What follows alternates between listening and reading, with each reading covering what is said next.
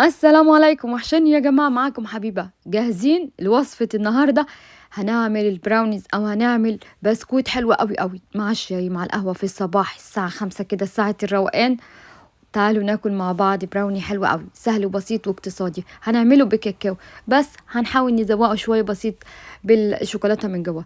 نزلت بذرة بسيطة من الملح على الدقيق، وبعدين بالسكر البودر، وبعدين بالبيكنج باودر، وهستخدم عمك كاكاو. الكاكاو خام يعني مفهوش سكر، عايزة أقول. وهقلب المكونات اللي هي الجافة مع بعض: سكر، ملح، كاكاو، دقيق. وريتكم نوع الدقيق اللي بشتغل عليه عشان الناس اللي بتسألني دايما. هنزل هنا بقى بشوية بسيط من الشوكولاتة. ممكن تستخدمي الشوكولاتة شيبس، بس أنا حابة الشوكولاتة دي لأنها غيرت طعم وعملت طعم حلو قوي، بتدخل جوه البق كده يعني تبود. اسمها ايه؟ تبوش. معلش. بعدين نزلت بالبيضة، وبعدين نزلت عليها بالحليب، وبعدين هقلب المكونات مع بعض. على فكرة نزلت بالزبدة، بس أنا كنت يعني بحاول أهزر معاكم شوية. وهنزل هنا بآخر حاجة اللي هو الفانيليا، اللي هي دي ريحة وطعم حلو قوي قوي. مش هستخدم قرفة النهاردة، هرحمكم. الفانيليا النهاردة البطل بتاع النكهة بتاعتنا. إذا المكونات عندنا سهلة وبسيطة جدا: زبدة، بيضاية، الدقيق، الفانيليا، البيكنج باودر، السكر. تقدري تستبدلي السكر البودر بالسكر العادي. وهبتدي اوزعه بالشكل اللي انا عايزاه او الحجم اللي انا بحبه، يعني زي ما انت عايزه. وهضيف بسيط من الشوكولاته من فوق، واروح مظبطاه بايديا. تمام كده، خلصت. اسهل كوكيز ممكن تعمليه او براونيز. ممكن ما تعمليش الاشكال دي وتروحي عاملاها قطعه واحده في قالب واحد. هيدخل الفرن على درجه حراره 170، هيقعد 20 دقيقة. الفرن لازم يبقى سخن قبلها.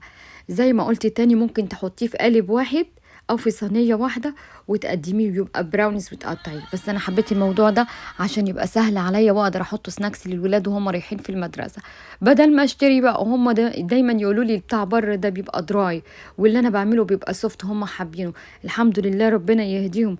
ده الواحد عمال يعني حاسس ان هو مش عارفة روحه بتطلع معاهم 100 حاجة وحاجة لازم يعملها في نفس اليوم.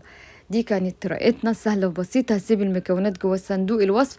في النهاية حبيت أعمل شكل كده بسيط من الشوكولاتة أو اللي هو الآيسنج الأبيض للولاد بالشكل الحلو اللي هم هياكلوه في وقتها. لا، اللي أنا زوقته ده أو اسمها إيه، يعني عملت عليه شكل من فوق، ده هياكلوه في وقتها. لأنما التاني هحطه في زيبلاك واحطه في السناكس في اللانش بوكس بتاعهم. وبكده اكون ريحت نفسي. دي كانت طريقتنا. انجوي يا جماعه. ما تنسوش تابعوني على قناتي التانية وصفحتي على الفيس. هسيب اللينك بتاعها جوه صندوق الوصف. اتمنى تحطوا لايك وتعملوا شير للفيديو ما بين الاهل والاصحاب. حقيقي الطريقه سهله بسيطه. الكوكيز حلو قوي قوي من جوه، او البراونيز حلو جدا جدا جدا، ناعم ناعم ناعم، اجمل من البيدوفور.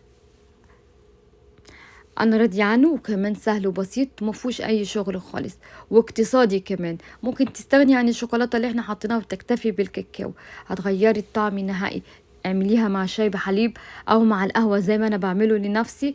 الارتفاع بتاعه حلو. البراونيز حلو قوي قوي قوي، طري مش ناشف يدخل كده يضايق. لا، حاجه حلوه كانك بتاكلي كيك.